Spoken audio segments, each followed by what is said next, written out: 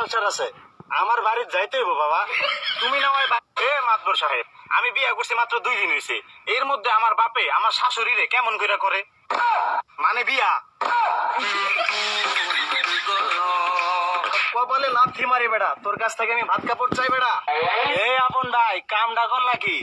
এই মিয়া আর লজ্জা দিয়েন না, হ্যাঁ আমারে চাইছে আমিও হেরে চাইছি। এটাও কি সম্ভব? আমার বাপে যদি আমার শাশুড়ির বিয়া করে, আমার বউ হের মাইয়া হয়ে গেল না, আর আমি তো হের আগের থেকে পোলা আছি, তাহলে আমরা 2জন ভাই বোন হয়ে গেলাম না? হে প্রভু, হে প্রভু। তাহলে তো সম্পর্কের মধ্যে করাত বাড়ছে, এমন একটু মানাই সানাই নে না। কেমনে মানাই নিমু? আমার শ্বশুর বাড়ি আমার বউর শ্বশুর বাড়ি একই জায়গায়, শুধু কি তাই, আমার বাপের শ্বশুর বাড়ি আমার শ্বশুর বাড়ি তাও একই জায়গায়।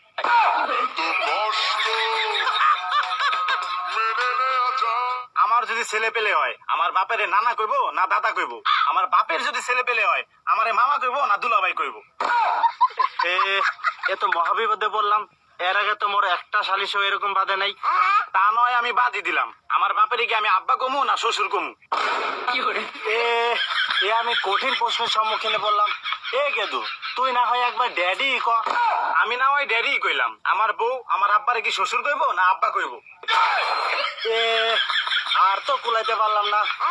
ওর বেটা বাতাস লাগতে দে।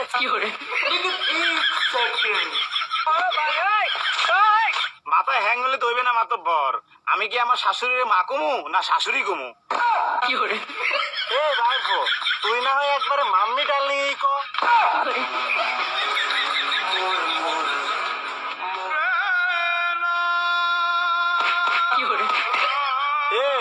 একটু মানাই সানা নে না রে বাবা, আমারও তো সংসার আছে, আমার বাড়ির যাইতে হইব বাবা।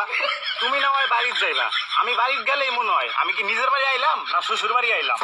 বিশ্বাস কর ভাইরবো, এটা আমি নিজেও কইতে পারি না। এই আপন ভাই, তোমার সাথে তক্তা মেরে দেবো, এটা কোনো কামের কাম করলা?